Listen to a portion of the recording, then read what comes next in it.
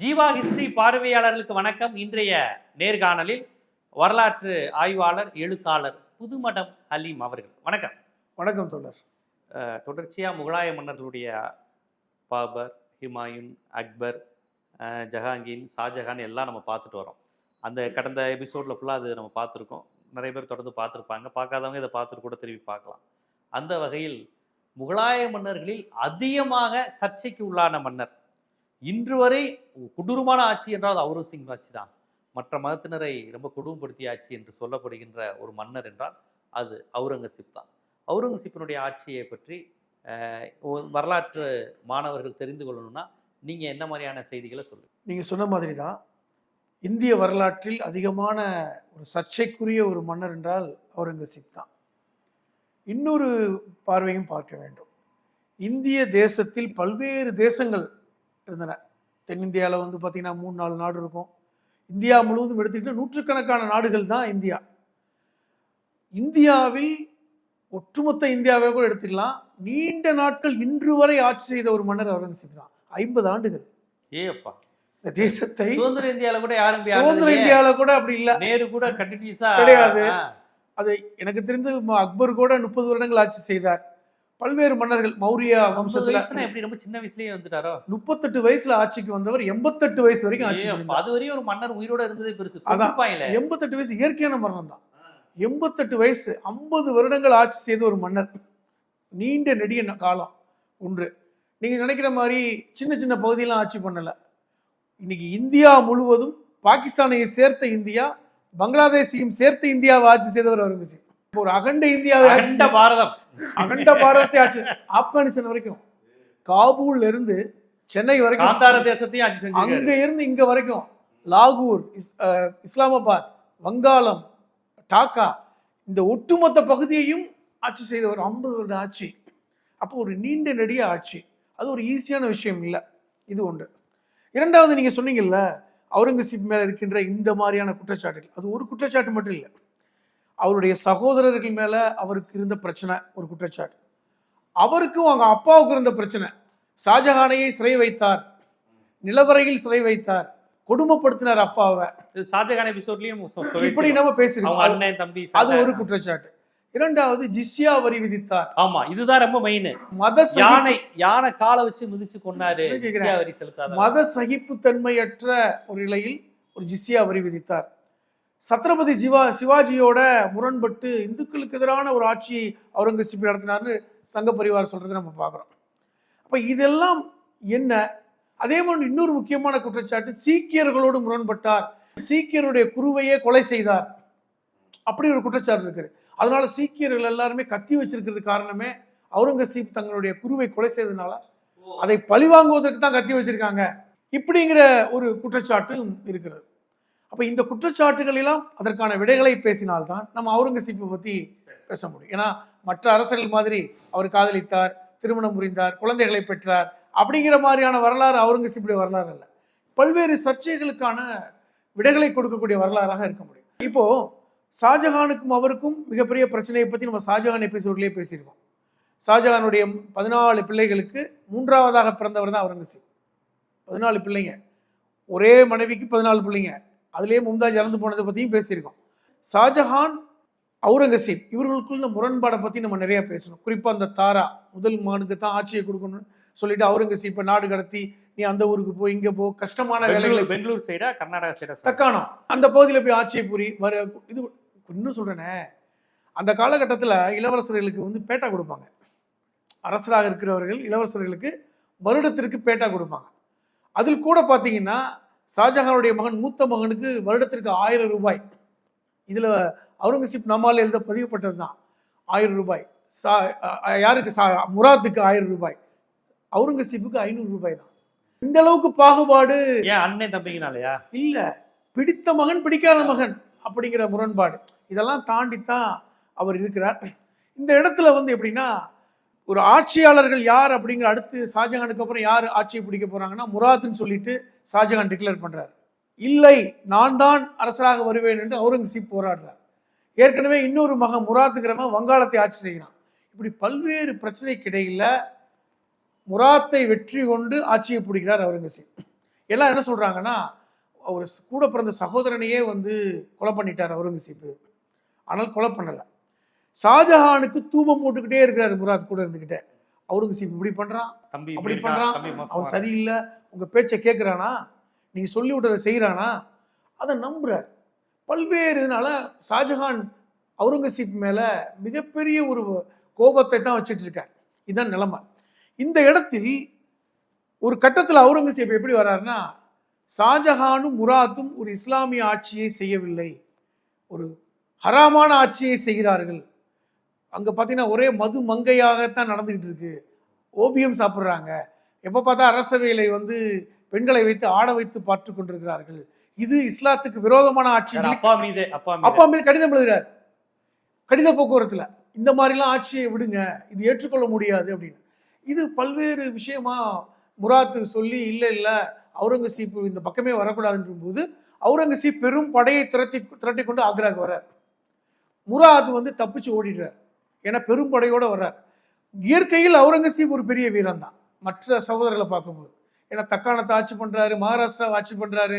ஒரு பெரிய போர்க்களத்துல வந்து பாத்தீங்கன்னா ஷாஜஹான் மகன்களில் சிறந்த வீரனாக அவுரங்கசீப் இருக்கிறார்.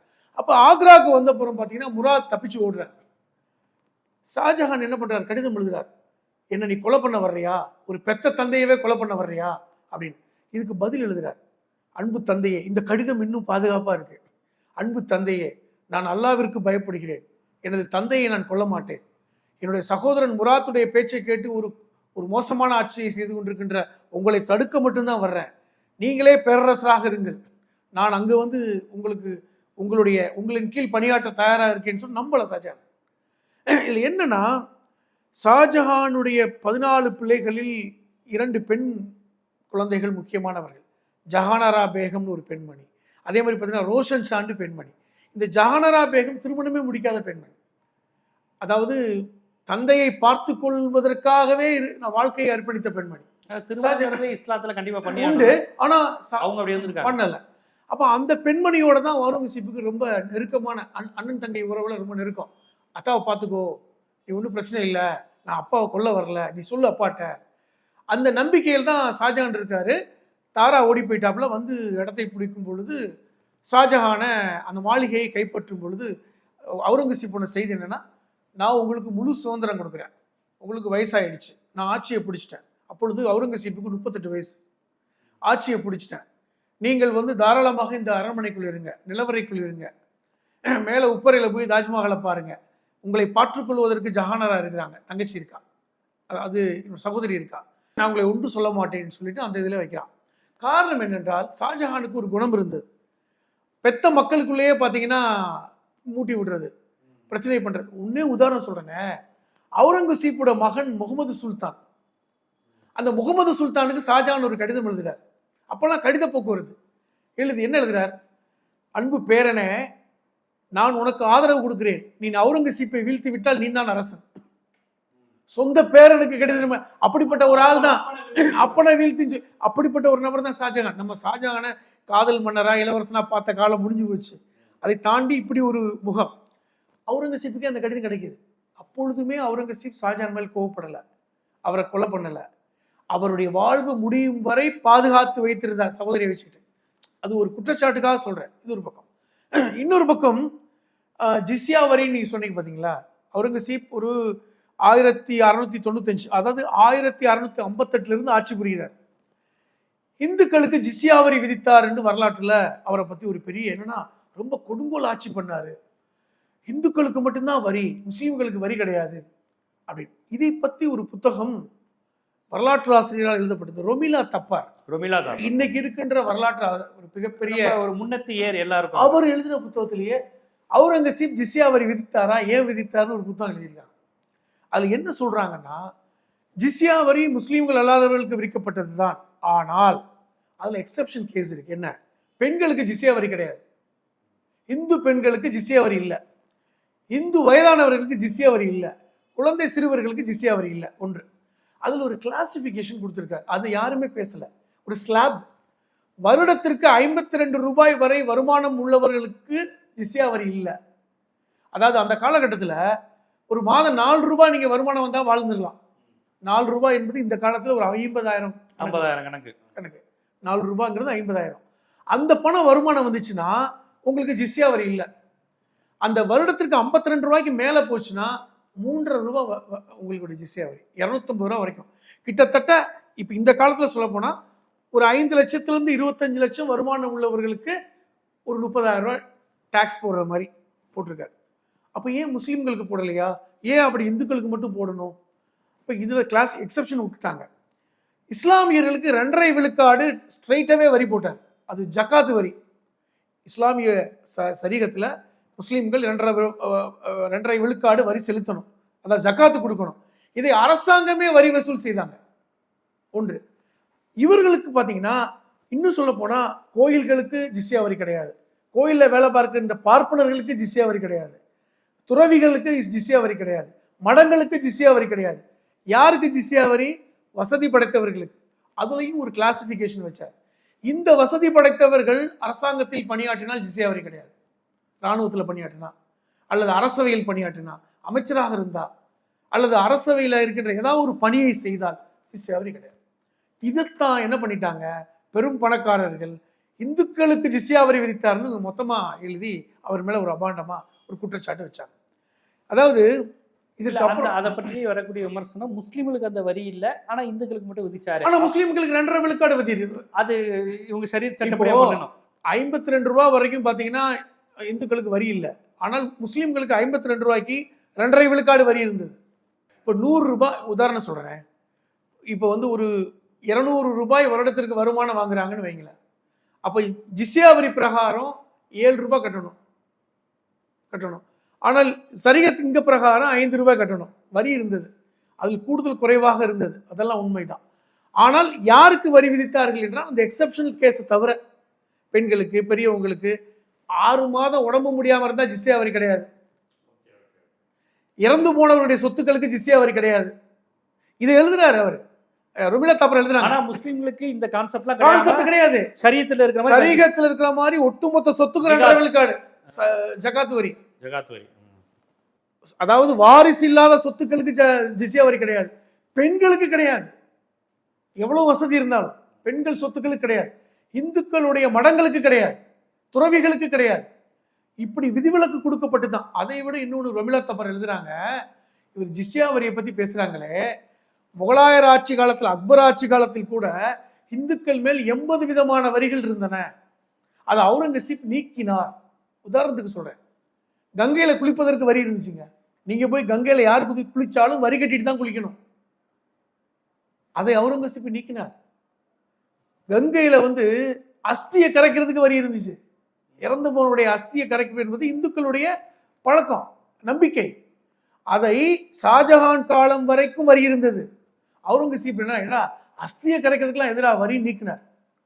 இப்ப இந்த மாதிரி வரிகளை அலங்காரம் பண்ணுவதற்கு, இப்ப திருவிழாக்கள்ல தெருவிளக்கு வைத்தால் நீங்கள் வரி கட்டணும், அதை நீக்கினார். இதை போன்று 80 விதமான வரிகளை அவுரங்கசீப் நீக்கியதாக ரொமிலா தப்பார் வரிசைப்படுத்துறாங்க. அதை நீங்க பார்க்கணும். இல்ல ஒன்று, இப்ப மத சகிப்புத்தன்மை அப்படி பாருங்க. அவுரங்கசீப்புடைய அமைச்சரவையில் அதிகமாக இருந்தவர்கள் முஸ்லீம்களை விட முஸ்லீம் அல்லாதவர்கள் உயர் பிறப்பில் இருந்தாங்கன்னு எழுதுறாங்க. படை வீரர்கள் இருந்தாங்க. இப்போ இவர்கள்லாம் எப்படி மத சகிப்பு இல்லைன்னா வச்சிருப்பாரு? ஏனென்றால் அவுரங்கசீப்பே, உதாரணமாக அவுரங்கசீப் நானா அப்படிங்கிற ஒரு புத்தகம், மிஸ்ரா முகமது காசிம் என்பவர் ஆலம்கீர் நாமான்னு ஒரு புத்தகம் எழுதினார். இந்த மிஸ்பா முகமது காசிம் என்பவர் ஒரு பெரிய வரலாற்று ஆய்வாளராக அந்த காலத்தில் இருந்தார். அவர் ஒரு புத்தகம் எழுதினார், ஆலம்கீர் நாமான்னு. அதை வெளியிடுவதற்கு முன்பாக அவுரங்கசீப் அந்த புத்தகத்தை படிச்சு பார்க்கணுன்றார். அவர் காலத்தில் எழுதப்பட்ட புத்தகம் படிச்சு பார்த்தா அவுரங்கசீப் அப்படிப்பட்டவர், அவுரங்கசீப் இப்படிப்பட்டவர், ஒரே நேரத்தில் 100 வீரர்களை சமாளிப்பார்கள், தூக்கி வீசினாரா அவுரங்கசீப். உண்மையை மட்டும் எழுது, நான் அப்படிப்பட்டவனா, உண்மையை எழுதுனாராம். ஸோ அப்படிப்பட்ட ஒரு நபர். அதை விட இன்னொன்று சொல்றேன், மேஜர் சேம்ஸ் பிரவுன்கிற ஒரு எழுத்தாளர் 1788 அவர் இந்தியாவுக்கு வந்தார். அந்த 1788 வரும்பொழுது இந்த வரலாற்றை எல்லாம் பார்க்குறார். இந்த காலகட்டத்தில் எப்படி இருந்துச்சுன்னு பார்க்குறார். அந்த காலகட்டத்தில் தான் அவுரங்கசீபுடைய பேரனுடைய ஆட்சி காலம், அதாவது கிட்டத்தட்ட முதலாம் பகதூர் ஷாவுடைய ஆட்சி காலம். அந்த காலகட்டத்தை பார்த்து அவர் சீக்கியர்களோடு அவர் அந்த பஞ்சாபில் பயணப்பட்டு அந்த விஷயங்களை சேகரித்து எழுதின ஒரு புத்தகம் இருக்கிறது. அதில் முக்கியமான என்னென்னா, அதுவரை வந்து எப்படி பரப்புனாங்க அப்படின்னா, சீக்கியருடைய குரு கோவிந்த் சிங்கையும் குரு தேவ் பகதூரையும் அவுரங்கசீப்புடைய தளபதிகள் வெட்டி கொண்டார்கள், அதனால தான் சீக்கியர்கள் வந்து கத்தி வச்சிருக்கான் அப்படிங்கிற ஒரு விஷயத்தை பரப்புனாங்க. இவர் அதை என்ன பண்ணி அந்த காலகட்டத்தில் இப்போ பரப்பிட்டாங்க. சீக்கியர்களுக்கும் அவுரங்கசீப்புக்குள்ள, அதாவது கத்தியே முஸ்லீமை கொல்லதான் சீக்கியர்கள் வச்சு சொல்றாங்க. 1707 அவுரங்கசீப் இறந்து போனார், ஒரு 88 வயசுல. இந்த மேஜர் ஜேம்ஸ் பிரவுன் வந்தது 1788, அதாவது ஒரு கிட்டத்தட்ட ஒரு 75 வருஷத்துக்கு அப்புறம் வர்றார். அந்த 70 வருடங்களில் எப்படி பரப்பிட்டாங்கன்னா, சீக்கியர்கள் கத்தி வைத்திருப்பதே வந்து முஸ்லீம்களை கொல்லத்தான் காரணம், குரு தேவ் பகதூரை அவுரங்கசீப் கொலை செய்து விட்டார், நம்மளுடைய குருவையே கொலை செய்துட்டாங்க அப்படிங்கிற ஒரு பெரிய பிரச்சனை ஓடிக்கிட்டே இருக்கு. யார் காலத்துல? அவுரங்கசீப்புடைய பேரன்களுடைய ஆட்சி, 2ஆம் பகதூர் ஷா காலகட்டத்தில் ஆட்சியில் ஓடிக்கிட்டு இருக்கு. அப்ப இதெல்லாம் சீக்கியர்கள்ட்ட விசாரிச்சு இந்த சேகரிக்கின்ற ஒரு பழக்கம் இந்த ஜேம்ஸ் பிரவுனுக்கு இருக்கிறது. அப்ப சீக்கிய மதம் எப்படி தோன்றியது, எப்படி எல்லாம் விசாரித்து ஒரு புத்தகம் எழுதுறார். அந்த புத்தகத்துக்கு பேரே சீக்கிய மதத்தின் தோற்றமும் வளர்ச்சியும் தான். அந்த புத்தகத்தில் என்ன எழுதுறார்? சீக்கிய மதத்துடைய பிதாமகர் குருநானக், அவர் ஒரு 16ஆம் நூற்றாண்டுல தான் சீக்கிய மதத்தை தோற்றுவிக்கிறார். அதுக்கு முன்னாடி வரைக்கும் சீக்கிய மதம் கிடையாது. அந்த 16ஆம் நூற்றாண்டில் குருநானக் வாழ்ந்த காலகட்டத்தில் அவர் யாருடைய சிஷ்யனா இருக்காருன்னா, பாபா பரீதுங்கிற ஒரு இஸ்லாமிய சூஃபியோட சிஷ்யனா இருக்கார். ஓ, சூஃபியோட சிஷ்யர் தான் சீக்கிய மதத்தை. அதைத்தான் சொல்ல வரேன். ஒரு சூஃபியுடைய சிஷ்யனாக இந்த குருநானக் இருக்கிறார். அவர் என்ன கொண்டு வர்றாருன்னா, இந்து மதத்தில் இருந்த நல்ல விஷயங்களையும் இஸ்லாம் மதத்தின் நல்ல விஷயங்களை எடுத்து தான் அவர் வந்து சீக்கிய மதத்தை கொண்டு வர்றார். சீக்கியம் என்றாலே சிஷ்யன் அர்த்தம். பஞ்சாப் மொழியில சீக்கியர் என்றால் சிஷ்யன். நான் பாபா பரீதுடைய சிஷ்யன் என்கிற சீக்கியர் அந்த மதம் உருவாக்கப்படுகிறது. இந்த அவருடைய அந்த நூலான அந்த குரு கிராந்த் சொல்றாங்கல்ல, அந்த குரு கிராந்தில் அவர் அந்த விஷயங்கள் எல்லாம் எப்படின்னா, 12 இந்து துறவிகளும் 4 இஸ்லாமிய சூஃபிகளுடைய கருத்துக்கள் தான் அதில் இருக்கு. இது என்னன்னா, இந்து மதமும் இஸ்லாம் மதமும் சாராத அதாவது உருவமற்ற வழிபாடு கொண்டதுதான் சீக்கிய மதம். நீங்க அதை புரிஞ்சுக்கணும். இஸ்லாத்துல எப்படி உருவமற்றுன்னு சொல்றாங்கல்ல, சீக்கியமும் உருவமற்று தான், ஓரிரை தான், உருவமற்று தான். ஆனால் எப்படி கொண்டு வரான்னு, முழுக்க முழுக்க மனிதநேயமும் சேவையும், அதை மட்டுமே நம்ம செஞ்சால் இறைவனை அடையலாம். அவருடைய பாபா பரீதுடைய கான்செப்ட் என்னன்னா, அவர் ஒரு சூஃபி, சேவை பண்ணணும், மனிதர்களுக்கு சேவை பண்ணணும். இன்னும் சொல்லப்போனா புத்தர் சொன்ன விஷயத்தையும் சேர்த்து வைக்கிறார்.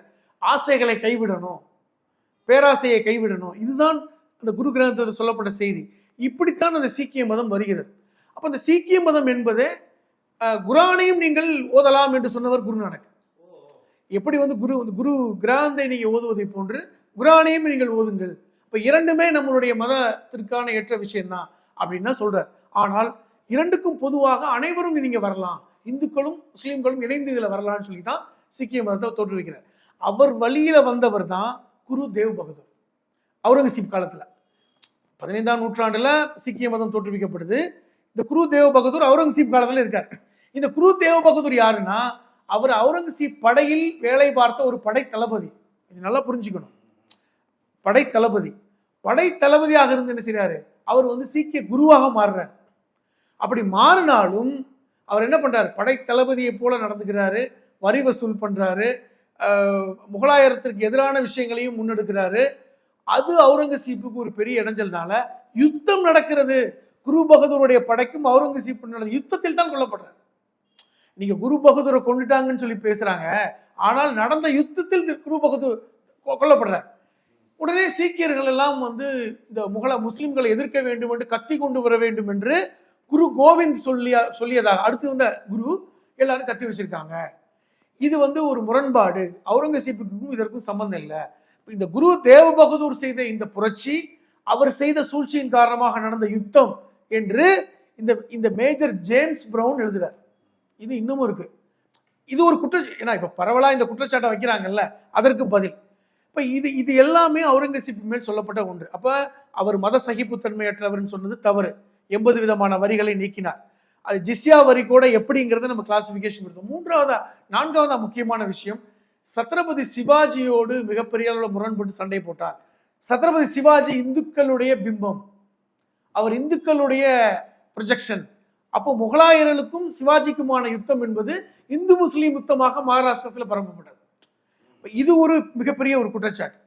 அப்ப என்ன, ஏன் எப்படி சிவாஜியோட அவுரங்கசீப் முரண்பட்டார் அப்படிங்கிறதுக்கு பார்த்தீங்கன்னா, இன்னும் சொல்ல போனா அவுரங்கசீப் பதவியேற்பதற்கு முன்பாக 10 வருடங்களுக்கு முன்பே சிவாஜி ஃபீல்டில் இருக்கார். சொல்லப்போனா சத்ரபதி சிவாஜி என்பவர் மகாராஷ்டிராவை சார்ந்தவர். சத்ரபதி சிவாஜிக்கும் அவுரங்கசீப்புக்கும் நேரடியான பிரச்சனை இல்லை.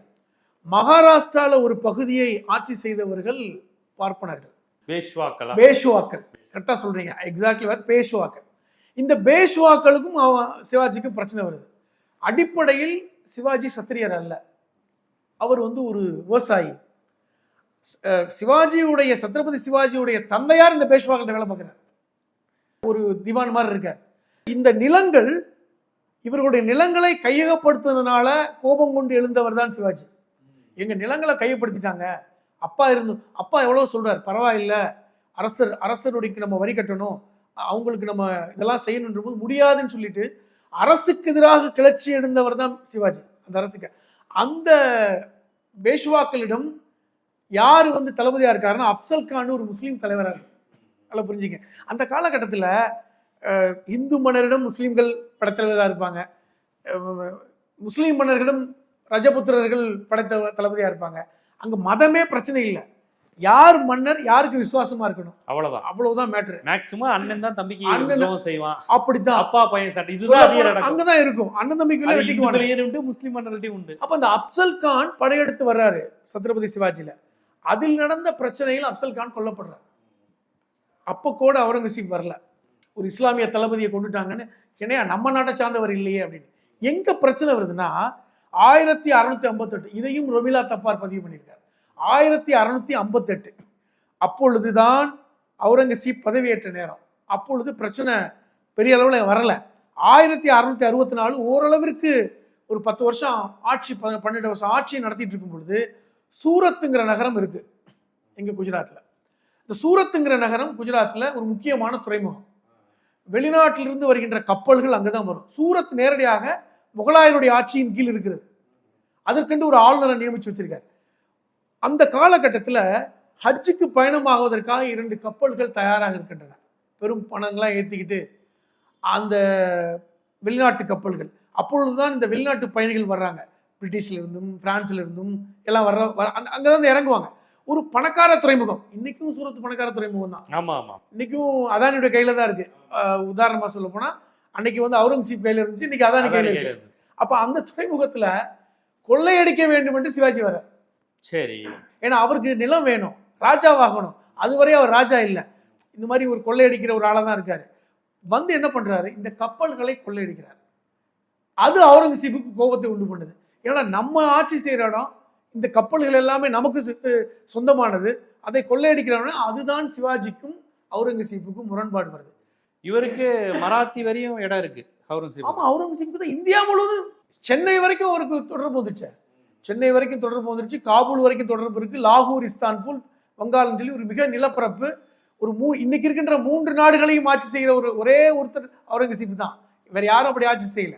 அப்ப இந்த பிரச்சனைகளை தான் சிவாஜியோட முரண்பட்டு அவர் சண்டை வருது. சமாதானம் ஆகுறாங்க, மன்னிப்பு கடிதம் எழுதி கொடுக்குறா சிவாஜி, ரொமிலா பதிவு பண்றாங்க. சொல்லப்போனா சிவாஜியுடைய மகனை நீங்கள் பகரமாக வைத்துக் கொள்ளுங்கள் என்று அவுரங்கசீப் விட்டு சென்றிருக்கிறார் சிவாஜி. அவர் அங்கதான் வளர்ந்தாரு. இதெல்லாம் இருக்கிறது. அவுரங்கசீப் தான் வளர்ந்தாரு. அவுரங்கசீப் தான் வளர்ந்தாரு, அடிமையா வளர்ந்தாரு. அடிமையா. ஆனால் அவுரங்கசீப் அவரை அடிமையா வைக்கல, படை தளபதியாக ஆக்கினார் என்று வரலாறு. இப்ப இதெல்லாம் இருக்கிறது. இது மாதிரியான பொய்யான தகவல்களை இங்க பதிவு செய்திருக்கிறாங்க. ஒன்று. இப்ப இன்னொன்னு சொல்றேன், இறுதியாக நான் சொல்றேன். இத்தாலியிலிருந்து ஒரு பயணி வந்தார், 1695 வந்தார், அவுரங்கசீப் காலத்திலேயே. அவர் பேரு கெர்ரி. இத்தாலியில் புகழ்பெற்ற ஒரு பயணி. அவர் நேரடியாக அவுரங்கசீப்பை பார்த்தவர். அவர் நேரடியாக பார்த்து அந்த வரலாற்றை பதிவு பண்றார். முகலாய மன்னர்களை பற்றியும் தெரிந்து கொண்டு இவ்வளவு பெரிய வசதியான ஒரு ஆட்சியை செஞ்சுட்டு இருக்காங்கன்னு அவுரங்கசீப்பை பத்தி எழுதுறார். அவுரங்கசீப் ஒன்றும் அதிகமான உயரம் கிடையாது, சாதாரண உயரம் தான். ஒல்லியான தேகம், நீளமான மூக்கு, ஒரே ஒரு தலப்பாக தான். அந்த தலப்பாகல ஒரே ஒரு முத்து பதிக்கப்பட்டிருக்கும், வெள்ளை உடை. இவ்வளவுதான் அவுரங்கசீப். 5 நேரம் தொழக்கூடியவராக இருந்தார். எல்லா முகலாய மன்னர்கள் போல ஓபியமும் அபினும் சாப்பிடல. இவன் என்ன எழுதியிருக்கார். இவன் என்ன பைத்தியக்காரனா இருக்கான். பெண்கள் சவகாசம் கூட கிடையாது. எப்ப பார்த்தாலும் எளிமையாகவே இருக்கின்ற வேலை. ஒருவேளை சாப்பாடுல 2-3 பதார்த்தத்துக்கு மேல வச்சுக்கிறது கிடையாது. இப்படிப்பட்ட ஒரு பைத்தியக்காரமான அரசன் தான் அவுரங்கசீப் என்று இந்த கேள்வி பதிவு பண்றார். அப்ப அந்த எளிமை இருந்திருக்கு. இவ்வளவு பெரிய சொத்து. அதை விட முக்கியமாக கஜானாவிலிருந்து தன்னுடைய செலவுக்காக அவுரங்கசீப் பணம் எடுப்பதில்லை. அரசாங்கத்துடைய பணத்திலிருந்து தன்னுடைய செலவுக்கு, பர்சனல் செலவிற்கு அவுரங்கசீப் எந்த பணமும் எடுப்பவராக இல்லை. அது பொது சொத்து. அது வந்து பைத்துல் மால். ஏதோ அந்த தொப்பிலாம் அவரே செஞ்சு அதுதான் சொல்றாரு. அவர் எப்படி சமாளிச்சார் எழுதினார். நீ சொல்ற மாதிரி தொப்பி, குரானை கைப்பட எழுதுவது, இது போன்ற விஷயங்களை செய்து அதை விற்று வரும் பணத்தில் சொந்த செலவுக்கு பயன்படுத்தி கொண்டார். இதுதான் அவர். இப்ப நான் என்ன சொல்றேன்னா, அவுரங்கசீப் ஷாஜஹானுடைய மகனாக இருந்தாலும் ஷாஜஹானை போன்று கொஞ்சம் கூட கிடையாது. ஷாஜஹானை போன்ற எந்த விதத்திலையும் அவுரங்கசீப் இல்லை. ஷாஜஹான் ஒரு பெரிய கலா ரசிகர். பெரிய ஷாஜஹான் கேட்டார் தெரியுமில்ல, என்ன நிலவரையில் வச்சிருக்க, கடிதம் எழுந்தார் அவுரங்கசீப்புக்கு, எனக்கு இந்த மாதிரியான வசதிலாம் வேணும். என்ன வசதி? என் மகன் முராத்திட்ட அந்த நடனம் ஆடுவார்கள், அந்த நடன மங்கைகள் எனக்கு வந்து ஆடணும். கடிதத்தில் எனக்கு வந்து 40 வகையான பதார்த்தம் வேணும். 2. 3வது, எனக்கு இந்த வாசனை திரவியங்கள்லாம் பிடிக்கல, எனக்கு மாற்றி கொடுக்கணும். 3. 4வது, பாடகர்கள், கசல் பாடகர்கள்லாம் வந்து பாடணும். 5வதா கேட்டது மட்டும்தான் இந்த இமாம்களை வர வைத்து வாரத்துக்கு ஒரு தடவை எனக்கு அந்த தொழுகை ஓத பத்தி அதுவும் கொஞ்சம். இப்படி வாழ்ந்தவர் ஷாஜஹான். அது ரைட்டா? அது மட்டுமல்ல, 4 விஷயங்களும் ஒரு மார்க்கமா பேசிட்டு 5வது மார்க்கத்தை பத்தி அப்படி பேசுறவர் தான் ஷாஜஹான். தன்னை அவரை பார்த்துக் கொள்வதற்கென்றே இந்த ஜஹானாரா கல்யாணமே பண்ணிக்காம சகோதரி மகளே இப்படி சொகுசாக ஒரு வாழ்ந்த மன்னர் ஷாஜஹான் வாழ்க்கை. ஆனால் அவுரங்கசீப் இவ்வளவு பெரிய நிலப்பரப்பு, கிட்டத்தட்ட ஆக்ரா இதுல இருந்து எங்க காபூலிலிருந்து சென்னை வரையான பட்டணம், இந்த பக்கம் வங்காளத்திலிருந்து குஜராத் வரையான அகலம், இவ்வளவு பெரிய நிலப்பரப்பு இருந்து கொண்டு ஒரு எளிமையான மனிதர். ஆனால் ஏன் அவரை பற்றி இப்படி தப்பிதமாக எழுதினார்கள் என்றால், ஒரே ஒரு விஷயத்தை நான் மீண்டும் கடந்த முறையும் பதிவு பண்ணியிருக்கேன். வருடா வருடம் அவர்களுடைய அந்த பாரசீக ஆண்டு விழாவிற்காக எடைக்கெடை தங்கம் கொடுப்பது என்பது ஷாஜஹான் காலம் வரை வழக்கம். யாருக்கு? புரோகிதர்களுக்கு. அதை நிறுத்திட்டார். பைத்தியகரத்தனமா இருக்கு. ஆண்டு விழா கொண்டாடுறதுக்கு எதுக்கியா தங்கம்? நானே என் சாப்பாட்டுக்கு அந்த கஜானா வந்து எடுக்கிறது இல்லை. நிறுத்திட்டார். இதுதான் பெரும் கோபத்தை அவர்கள் மத்தியில ஏற்படுத்தியது. பணம் கொடுக்க மாட்டேன்றான், கஞ்சத்தனமா இருக்கான், இவ்வளவு காசை வச்சு என்ன பண்ண போறான் அப்படிங்கிற கோபம் அவுரங்கசீப்பை பற்றி தப்பிதமாக எழுதப்பட்டது. இன்னும் சொல்ல போனா, கோயில் புனரமைத்தது முகலாயர்கள் வரலாற்றிலே அதிகமான கோயில்கள் புனரமைக்கப்பட்டது அவுரங்கசீப் காலத்துல தான். ஒரு 50 வருஷம் காட்சிங்க. ஒரு 50 வருஷம் ஆட்சிங்கிறது நீண்ட நெடிய ஆட்சி. ஒரு 50 வருஷம் ஆட்சியில் பல்வேறு விஷயங்கள் நடக்கணும்ல. எங்க நீங்க வந்து ஒரு கொடுங்கோல் ஆட்சி இருந்தால் பெரும்பான்மை சமூகம் ஆட்சி செய்ய விட்டுருக்குமா? யோசிச்சு பாருங்க. பெரும்பான்மை சமூகம், பல்வேறு பிரச்சனை, அங்க பெங்காலி, அங்க பஞ்சாபி, இந்த பக்கம் வேற, வட இந்தியாவுக்கு போயிட்டீங்கன்னா அந்த பக்கம் ஆட்கள் வேற. இப்படிப்பட்ட ஒரு சூழல் ஒரு பேலன்ஸ்டா கொண்டுட்டு போக முடியும். 50 வருஷம் கொண்டுட்டு போகணும்னா நீங்க எவ்வளவு பெரிய வலிமை, மன வலிமை, ஒரு பேலன்ஸ்டா ஒரு பயஸ் இல்லாத ஒரு ஆட்சியை கொண்டு வரணும். அதை செய்திருக்கிறார். அதை விட முகலாயர்களுடைய மன்னருடைய கல்லறைகள் நீங்க பார்க்கணும். இப்போ தாஜ்மஹால் எடுத்துக்கங்க, எத்தனை கோடி போட்டு அதை செஞ்சார். இன்னைக்கு உலக அதிசயம். ஒவ்வொரு மன்னர்கள், முகலாய மன்னர்களுடைய கல்லறையும் இன்னைக்கு பார்த்தீங்கன்னா ஒரு பெரிய கட்டடமாக தான் இருக்கும். அவுரங்கசீப் கட்டடம், அவுரங்கசீப்புடைய கல்லறை மேலே இடமே இல்லை, தரையோட தரையாக இருக்குது. அதுக்கு உயில் எழுதினாருங்க அவரு. அந்த உயில் இருக்கு இன்னமும் இந்தியாவுடைய டெல்லியில் இருக்க மியூசியத்தில். நான் இறந்து போய்விட்டால் சாதாரண கல்லறையில் அடக்கம் செய்யுங்கள். அவர் எழுதுனது சாதாரண கல்லறையில் அடக்கம் செய்யுங்கள், ரொம்ப ஆடம்பரம்லாம் வேண்டாம், கல்லறைக்கே இந்த இடத்துல அடக்கம் பண்ணுங்க. சொல்ல போனா அந்த ஷேக் ஜைனுதீன் சூஃபின்னு ஒருத்தர் இருந்தார். அவர் வந்து அவுரங்கசீப்போட நெருக்கமா இருந்தார். அவர் இறந்ததுக்கு அப்புறம் ஒரு இடத்துல அடக்கம் பண்ணாங்க. எங்கன்னா அகமது நகர். எங்க அகமது நகர் மகாராஷ்டிரால அகமது நகர்ல. இவர் இருந்தது இங்க. அந்த தராக்கு பக்கத்துல அடக்கம் பண்ணிடுங்க, அவருடைய அடக்கஸ்தலத்துக்கு பக்கத்தில் அடக்கம் பண்ணிடுங்க. எனக்கு ரொம்ப மேலெல்லாம் வந்து கட்டடம்லாம் எழுப்ப வேண்டாம் என்று எனது உடலை ஆடம்பரமின்றி அடக்கம் செய்யுங்கள் என்று எழுதியவர் அவுரங்கசீப். அதன்படிதான் இன்னைக்கு அகமது நகர்ல அடக்கம் செய்யப்பட்டிருக்கு. அந்த அகமது நகரைத்தான் பாஜக அரசு அதை மாற்றி அகில்யா நகர்னு மாற்றிட்டாங்க. நீ என்னப்பா அகமது நகர்னு வச்சிருக்க, அது அகல்யா நகர்ப்பா அப்படின்னு மாற்றிட்டாங்க. ஆனால் அந்த கல்லறை இன்னும் இருக்கிறது. அந்த அந்த குல்தாபாத் அப்படிங்கிற திறந்த வழி கல்லறையில் தான் அவுரங்கசீப்புடைய உடல் அடக்கம் செய்யப்பட்டிருக்கிறது. எந்த கட்டடமும் இல்லை. ஒரு இந்தியாவை தாண்டி, பங்களாதேஷை தாண்டி, பாகிஸ்தானை தாண்டி, ஆப்கானிஸ்தான் வரை மிகப்பெரிய நிலப்பரப்பை ஆட்சி செய்தவர். இந்தியாங்கிற வரைபடத்தை உருவாக்கியவர் அவர் தான் எனக்கு தெரிஞ்சு. அதுவரை இந்தியாங்கிற வரைபடமே கிடையாது. இதுதான் இந்தியா அப்படிங்கிற வரைபடத்தை உருவாக்கிய ஒரு மாமன்னர் தான் அவுரங்கசீப். அவரை பற்றி பேசிய தப்பிதமான கருத்துக்கள் நிறைய. ரொமிலா தப்பார் போன்ற வரலாற்று ஆசிரியர்கள் உண்மையை இன்னைக்கு வெளியே கொண்டு வந்திருக்காங்க. அவருடைய அடக்கஸ்தலம் கூட இன்னைக்கு நிலவரை இல்லாத, அதாவது மேல் கட்டடம் இல்லாத ஒரு இடத்துல தான் அடக்கம். ஒரு சாதாரண முறையில் தான் எப்படி விரும்பினோமோ அப்படி அடக்கம் பண்ணப்பட்டிருக்கிறது என்பதுதான் வரலாற்று உண்மைன்னு நான் பதிவு பண்றேன். இப்போ அவுரங்கசீப்னாலே ஜிஸ்யா வரி, கொடுமை, இந்துக்களுக்கு எதிரான ஆட்சி, இது மாதிரியான விஷயங்கள் தான் சொல்லுவாங்க. அப்பாவை சிறை வைத்து விட்டார், ரொம்ப கொடூரமானவர், சிவாஜி மன்னருக்கு எதிரானவர், நீங்கள் சொன்ன சீக்கியர்களை கொலை செய்தவர், இப்படி எல்லா விதமான வெறுப்பும் அவர் மீது கக்கப்பட்டிருக்கிறது. அதற்கெல்லாம் காரணம் என்ன?